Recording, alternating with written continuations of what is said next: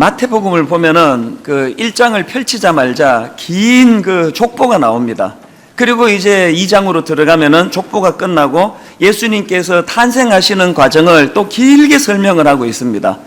그런데 여기에 반해서 마가복음은 다른 것들이 다 생략되고 바로 1장 1절에서부터 직격탄으로 선포합니다. 하나님의 아들 예수 그리스도의 복음의 시작이라.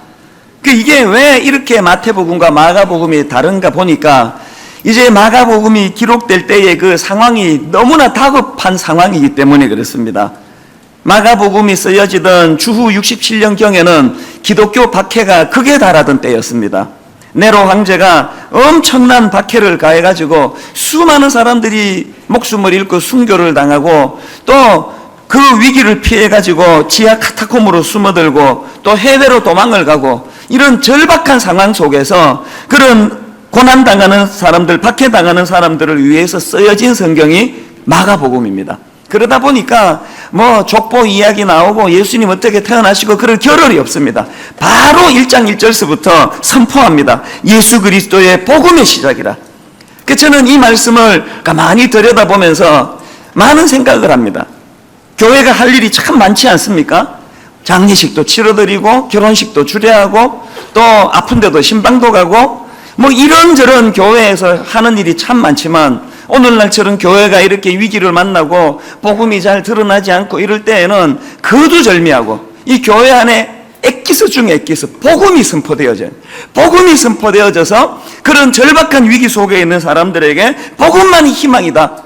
예수 그리스도의 십자가가 고난 가운데 있는 너희들을 살려낼 수 있는 능력이다. 이게 선포되어져야 된다는 거예요. 제 자신을 돌아보면서 가끔씩 반성을 합니다. 내가 지금 이 목회를 하는 가운데 있어서 너무 느슨하게 목회하고 있지 않은가. 이 시대는 너무 절박하고 너무 위기고 카타콤으로 숨어 들어가는 것처럼 영적인 이런 위기를 맞고 있는데 이 교회 안에 이 복음의 색깔이 더 많이 드러나고 복음의 능력이 더 많이 선포되고 예수 그리스도의 복음의 세계라는 이 선포 속에 신음하는 수많은 사람들의 그 고통이 치유되는 능력이라는 사실을 더 강하게 더 많이 선포해야 되겠다, 그런 마음의 각오를 가질 때가 있습니다. 그런데 오늘 본문의 구조를 가만히 보면 그런 엑기스를 지금 마가복음 1장에 담고 있는 차원에서 본다면 1절에서 하나님의 아들 예수 그리스도의 복음의 시작이라는 선포가 있고 그 다음에 보니까 세례가 등장을 합니다. 4절을 한번 보시겠습니까? 세례 요한이 광야에 이르러 죄 사함을 받게 하는 회개의 세례를 전파하니. 저는 이 말씀 속에서 우리가 예수 그리스도의 이 복음의 문을 열고 들어가면은 가장 먼저 맞닥뜨리는 관문이 있는데 그게 바로 세례라는 것입니다. 그런데 이 4절에 보니까 요한이 베푼 이 세례를 회개의 세례다 이렇게 이야기합니다. 이게 무슨 의미를 가지고 있을까? 자료를 제가 좀 뒤져보는데 여기 나오는 이 회개라는 단어가 원어로 보면은 메타노이아라는 단어입니다. 이 단어는 단순히 어떤 내가 뭘 잘못한 것을, 행위적인 잘못을 뉘우치는 차원에서 사용되는 단어가 아니고 이 메타노이아라는 이 단어는 보다 근본적인 마음의 변화, 내 속사람의 변화, 내 가치관의 변화, 이런 것들을 설명할 때 사용하는 단어이더라는 것입니다. 그래서 미국의 그 NASB 그 단어 사전에 보면은 이 메타노이아를 그 설명하기를 a change of mind 혹은 a change of inner man, 다시 말해서 속 사람의 변화를 말하는 것이다, 그렇게 이 메타노이아를 정의합니다. 그런가 하면은 EDNT 사전에 보니까 이 메타노이아를 a change of direction, 다시 말해서 가던 방향을 바꾸다, 그런 단어예요. 그러니까 이런 것들을 종합해 보면은 여기 나오는 요한이 베푸는 이 세례는 회개의 세례인데, 이 회개의 세례란 내가 도덕적이고 윤리적인 삶을 못 사는 것에 대한 후회와 참회를 하는 게 아니라 이것은 깨어진 하나님과의 관계 회복을 선언하는 행위다. 그래서 오늘 물로 세례를 받으신 여러분들은 이제 이 행위 속에 회개의 세례, 내가 이제 하나님과의 관계가 깨트려졌고 하나님 없이도 잘 살 것 같았던 내 가치관을 내려놓고 이제 하나님과의 관계가 회복되기를 선언한다, 그것을 내가 갈망한다, 이 고백이 그게 세례식이라는 거예요. 마치 누가복음 15장에 나오는 탕자의 비유에서 아버지 없이 제멋대로 살던 그 둘째 아들이 이제 그 15장 17절에 보니까 이에 스스로 돌이켜 이르되, 아버지 없이 살아가는 이것이 모든 문제의 원인이었음을 이 둘째 아들이 자각하는 이에 스스로 돌이켜 이르되, 이게 바로 메타노이아의 정신이다. 제가 그렇게 의역을 해보게 됩니다. 오늘 이 세례식을 통하여 여러분의 내면 세계에서 깨어진 하나님과의 관계 회복을 선언하고 이에 스스로 돌이켜 하나님 앞으로 방향을 선회해서 나아가는 그런 귀한 세례자들이 되시기를 주님 이름으로 축원합니다. 근데 여기서 한 가지요. 이렇게 그 복음의 액기스를 담고 있는 마가복음을 가만히 들여다보니까 1절에서 그 예수 그리스도의 복음의 세계를 선포하고 첫 관문인 4절에서 이런 회개의 세례가 베풀어지는데, 보니까 세례가 그렇게 끝나는 게 아니에요. 8절에 보니까 또 다른 한 종류의 세례가 있는 것입니다. 8절을 보시겠습니까? 나는 너희에게 물로 세례를 베풀었거니와 그는 너희에게 성령으로 세례를 베푸시리라. 요한이 베푸는 물 세례가 우리에게 필요하다면 8절에서 예수 그리스도의 성령 세례가 우리에게 필요하다는 것입니다. 그러고 보면요, 이 4절에 나오는 요한이 베푸는 물 세례의 기능은 그것 자체가 죄를 깨끗하게 하는 그런 기능이 아닙니다. 오늘 이찬수 목사가 여러분에게 세례를 줄 때 여러분이 그런 오해를 하셨으면 푸시기를 바라요. 제가 세례를 베품으로 뭔 일이 일어나는 게 하나도 없습니다. 물만 이렇게 해가지고 그냥 당황이나 되지 거기에 무슨 능력이 하나도 나타나는 게 아니에요. 그러면 이 물 세례는 뭐하러 받느냐? 이 인간이 베푸는 이 물 세례는 그것 자체가 죄를 깨끗하게 해주는 기능이 있는 게 아니라 그 행위를 통해서 나는 죄를 깨끗하게 씻어야 될 필요성이 있는 인간임을 자각하게 하는 기능이 있습니다. 그래서 이런 세례를 받을 때 여러분들이 4절에 있는 인간의 세례로 끝내면 안 되고 8절에 나오는 예수 그리스도의 성령 세례를 갈망하셔야 된다는 것입니다. 저는 이 대목에서 참 마음이 아픈 사람입니다. 오늘 교회의 비극은 어디에 있는지 아십니까? 교회는 절차에 따라 절기에 따라 어김없이 4절에 물 세례가 베풀어지는 곳이에요. 그래서 분위기 쫙 깔고 음악 나오고 그래서 그냥 우아하게 세례가 다 벌어지지만 너무나 불행하게도 8절에 예수 그리스도의 성령 세례가 잘 일어나지 않는 현실이라는 사실이에요. 오늘 여러분 4절에 세례 요한의 세례만 있고 이찬수 목사의 세례만 있고 8절에서의 예수 그리스도의 세례가 나타나지 않으면 기독교는 인간의 종교로 전락합니다. 우리가 불교를 설명할 때 불교는 인간의 종교다. 도를 닦고 고행을 수행하고 그래서 자기가 선을 추구하는 이런 종교가 불교라면 기독교는 인간의 종교가 아니다. 은혜의 종교다. 하나님이 일하시는 종교다. 그렇게 우리가 이야기를 하지만 너무나 부끄럽게도 오늘 현실은요, 기독교 타락하고 변질된 인간의 종교를 지금 드러내고 있지는 않은가, 그런 아픈 마음이 저에게 있다는 것입니다.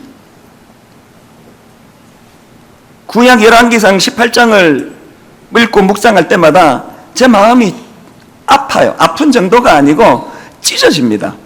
왜 그런가 하니까, 자, 우리 열왕기상 18장 26절 27절을 같이 한번 읽어보시겠습니까? 같이 읽습니다.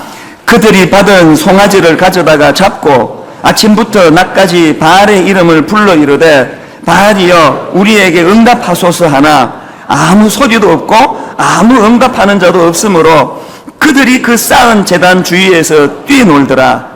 정오에 이르러는 엘리야가 그들을 조롱하여 이르되 큰 소리로 부르라. 그는 신인즉 묵상하고 있는지 혹은 그가 잠시 나갔는지 혹은 그가 길을 행하는지 혹은 그가 잠이 들어서 깨워야 할 것인지 하매. 지금 엘리야는요, 무능한 바알신을 섬기는 자들을 향해서 이런 비아냥거림과 조롱을 하고 있습니다. 제가 이 열왕기상 18장을 읽을 때마다 가슴이 찢어지는 이유가 어디에 있느냐 하면은 역할이 바뀌어져 버렸어요. 오늘 세상이 교회를 이렇게 조롱합니다. 니네 하나님 있나? 니네 하나님 죽은 거 아니냐? 하나님이 살아있다면 목사들이 어떻게 저럴 수가 있느냐? 하나님이 살아있다면 예수쟁이들이 이렇게 부도덕할 수가 있느냐? 역할이 바뀌어져 버렸어요. 당당하게 하나님 이름으로 세상을 꾸짖고 선포하고 무능한 자리에서 떨쳐 하나님께 나오라고 선언하던 엘리야와 같은 기백은 다 사라져버리고 오늘 교회는 역할이 뒤바뀌어가지고 맨날 꾸중 듣고 살아요. 교회가 세상을 걱정한 때가 있었습니다. 70년대, 60년대. 지금은 세상이 교회를 걱정합니다. 야, 니들 진짜 너무하다. 그렇게까지 타락할 수가 있나? 니들 하나님 있나? 하나님 살아계시면 어떻게 그런 짓을 하냐? 너무 마음이 아픈 거예요. 왜 이런 일이 일어났나 보니까 오랜 하나님의 침묵. 마가복음 1장 4절에 세례 요한의 물 세례는 교회 안에서 거행이 되는데 8절에 나오는 예수 그리스도의 영적인 성령 세례가 잘 일어나지 않는 현실이 오래되다 보니까 기독교가 이대로 가면은요 세례 요한의 종교밖에 없어요. 인간의 종교예요. 불교는 차라리 윤리적이고 도덕적이긴 하죠. 불교는요 윤회설을 믿기 때문에 얼마나 도덕적으로 잘 살려고 애쓰는지 아십니까? 다음 생에서 괜찮은 그 보직을 받아야 되기 때문에 얼마나 여러분 그 불교 신자들을 보면은요 정말 머리가 숙여지는 분들이 한둘이가 아니에요. 거기에 반해서 이거 우리는 뭐예요 이게? 뭐 모든 걸 다 하나님한테 다 떠넘겨놓고 하나님은 일하지 않으시고 하나님은 침묵해버리시고 이런 것들이 참 제 마음을 아프게 하는 거예요. 저는 이 세례식이 있는 날이면은 이유를 알 수 없는 마음의 그 두려움이 있어요. 그래서 아까부터 일부 예배 때도요 나오는데 계속 이 가슴이 너무 두근거리는 거예요. 마음이 너무 무거운 거예요. 피하고 싶은 거예요. 안 하고 싶은 거예요. 하나님 오늘도 이 교회가 절차에 따라 가지고 마태복음 1장 4절밖에는 나타나지 아니하고 8절에서의 예수 그리스도의 성령의 세례가 일어나지 않는다면 이게 뭐 쇼하는 거지 이게 무슨 소용이 있습니까? 세례를 받으나 안 받으나 무슨 차이가 있습니까? 자꾸 제 마음에 눌림이 있는 거예요. 마음에 두려움이 있는 거예요. 그래서 저는 이런 절박한 마음을 가지고 오늘 세례식이 있던 이날 두 가지 여러분들에게 이 현실을 타개해 나갈 대안을 좀 말씀을 드리려고 합니다. 첫째로요, 무슨 대안이 있을까요? 우리 모두는 다 마가복음 1장 4절에 이 세례 요한의 회개의 정신을 회복해야 됩니다. 이 회개의 세례, 이 메타노이아가 회복이 돼야 돼요. 내가 윤리적으로 얼마나 좀 잘 살았나, 도덕적으로 얼마나 좀 잘 못 살았나, 이런 차원을 뛰어넘는 하나님과의 관계가 깨져버리고 하나님의 품을 떠나버린 둘째 아들처럼 하나님의 역사가 일어나지 않고 하나님의 능력이 나타나지 않고 8절에서의 예수 그리스도를 통한 놀라운 영적인 성령 세례가 일어나지 않는데도 하나도 불편하지 않은 이런 상태. 그러면서도 일요일이 되면은 아무 갈등 없이 성경책을 끼고 교회 와서 누구는 떠드는 역할을 맡고 누구는 앉아서 졸면서 듣는 역할을 하는 이런 무기력한 종교 생활이 반복되는 한에는 오늘 기독교는 인간의 종교예요. 세상에 수치스러운 인간의 종교가 오늘 우리 기독교 아닙니까? 그렇기 때문에 저는 세례받는 여러분들에게 정말 묻고 싶어요. 여러분이 세례를 준비하면서 여러분 심령에 메타노이아가 있었습니까? 마음이 아프셨어요? 하나님 없이도 하나도 불편하지 않은 내 상태가 괴로우셨어요? 어느 날 나 자신을 보니까 둘째 아들처럼 하나님 품을 떠나버린 것 같은 혼미한 내 심령에 대한 고통과 갈증이 있으셨습니까? 이거 없는 이 절차적인 물 세례는 그것은 그냥 절차뿐이에요. 우리가 회복해야 되는 건 이 메타노이아, 하나님과의 관계 회복을 갈망하는 그런 심령의 회개가 필요하다는 겁니다. 이게 일어나지 않고는 오늘 기독교는 인간의 종교요, 하나님이 침묵하시고 일하지 않는 한 이거는 코미디 같은 집단이에요. 저는 다윗이 그렇게 충성스러운 자기 신하 우리아의 부인이었던 바세바를 성적으로 범하고 나서 얼마나 뻔뻔했습니까? 뭐가 잘못이야? 내가 왕인데. 그랬던 그 심령 속에 참 주의 종, 그 심령을 흔들어 놓는 나단이 찾아가가지고 영적으로 자각하게 됩니다. 그때부터 강팍했던 다윗이 꼬꾸라지지 않습니까? 이 다윗이 꼬꾸라지고 난 다음에 절규하면서 썼던 시가, 눈물의 참회의 시가 시편 51편인데요. 그 내용을 가만히 들여다보면 우리가 귀담아 봐야 될 한 대목이 나옵니다. 11절 12절입니다. 나를 주 앞에서 쫓아내지 마시며 주의 성령을 내게서 거두지 마소서. 그 다음에 그가 절박하게 구하는 게 뭡니까? 주의 구원의 즐거움을 내게 회복시켜 주시고 자원하는 심령을 주사 나를 붙드소서. 물론 다윗이 사람들 앞에서도 창피하고 신하들 앞에서도 부끄러웠겠죠. 그러나 근본적으로 다윗이 진정한 회개가 터지고 난 다음에 제일 두려웠던 것은 구원의 즐거움이 사라진 상태. 여러분, 오늘 우리 모두가 다 얼마나 변질된지 아십니까? 다윗처럼 안 들키면 아무런 가책이 느껴지지 않아요. 들키면 사람에게 부끄러워요. 제가 여기서 무슨 믿음의 대가인 것처럼 떠들고 있지만 이 찬수 목사부터가 얼마나 한심한 인간인지 아십니까? 저는 누가 뭐 게시판에 목사가 왜 그 모양이야? 그리 두려운 사람이에요. 저는 트위터에 대고 누가 뭐 네가 목사야? 교회를 그 꼴로 만들어 놓고 네가 얼굴 들고 다녀? 그리 나는 무서운 사람이에요. 하나님이 두렵지 않아요, 마음으로. 오늘 이렇게 세상 사람들이 교회를 질타할 때 우리 하나님은 얼마나 아프실까? 우리 하나님은 그 종들이 나 같은 그런 사람들을 얼마나 하나님이 슬퍼하실까? 이런 것들이 와닿지 않는 거예요. 다윗은요, 지금 뭘 참회하느냐? 뭘 두려워하느냐? 하나님 앞에서 구원의 즐거움이 사라졌다는 거예요. 여러분, 안 들켰는데도 문제 없었던가요? 하나님 앞에 범죄하면은 누구에게도 들키지 않고 여전히 모든 사람들은 나를 훌륭한 목사라고 그렇게 칭송할지는 몰라도 구원의 즐거움이 사라지고 나면은 그건 즐거운 게 아니에요. 이 다윗의 민감함이 오늘 저와 여러분에게 회복되어져야 된다는 사실입니다. 오늘 우리는 세상 사람들에게도 얼굴 들고 다니기가 어려워요. 저는 우리 가정의 세 자녀에게 미안해 죽을 지경이에요. 난 내가 좋아가지고 이민생활 정리하고 스스로 목사가 됐지만 우리 애들은 그 골라가지고 아버지를 택한 거 아니잖아요. 학교에 가가지고 너 아버지 뭐 하냐? 목사야? 어쩌다가 그런데? 이게 오늘 우리의 현실 아닙니까? 저는 날마다 꿈꾸고 또 꿈을 꿉니다. 하나님, 분당 우리 교회 한 교회만이 아니라 이 대한민국에 우리의 목회자 자녀들이 자기 아버지가 목사라는 사실이 이 사회에서, 이 학교에서 자랑스러워질 수 있는 그런 사회가 되기를 원합니다. 너무너무 가슴 아픈 거예요. 그러기 위해서는 4절에서의 물세례만 있는 종교 생활이 아니라 8절에서의 예수 그리스도의 성령 세례가 필요하다는 것입니다. 하나님 앞에 본질의 회복, 회개의 회복, 메타노이아의 회복이 우리 안에 일어나게 되시기를 바랍니다.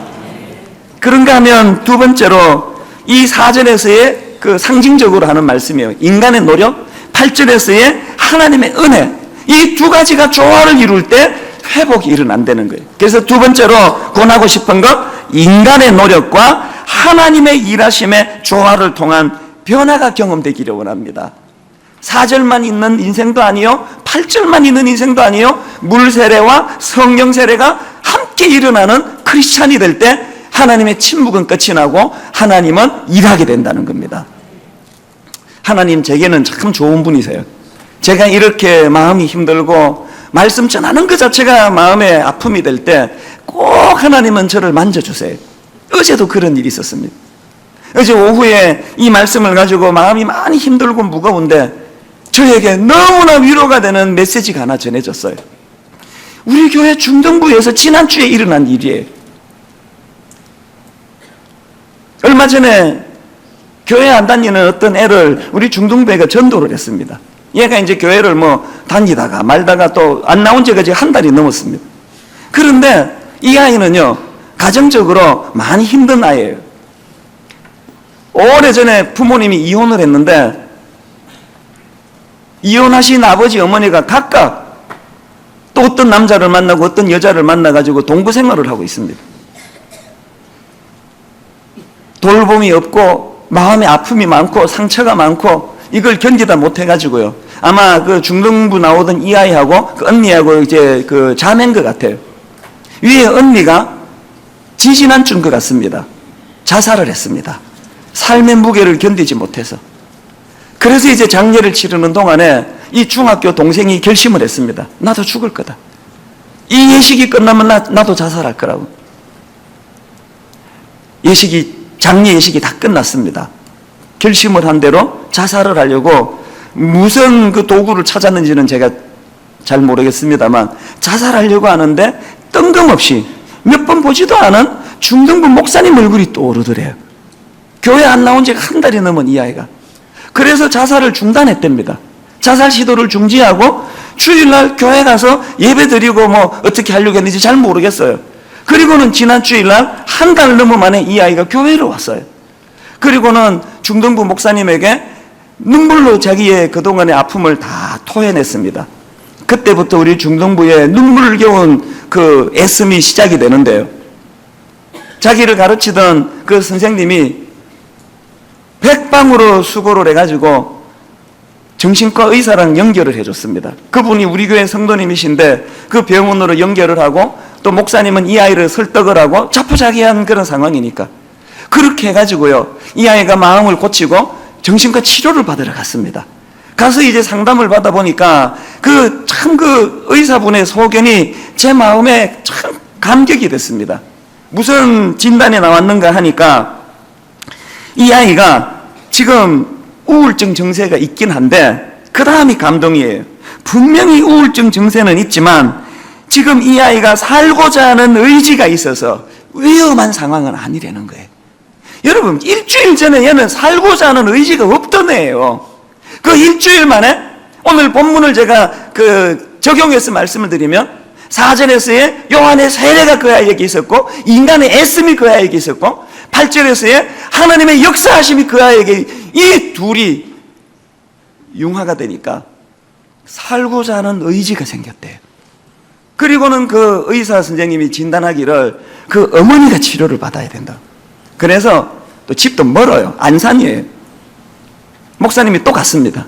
안산의 어머니를 만나가지고 눈물로 설득을 했습니다.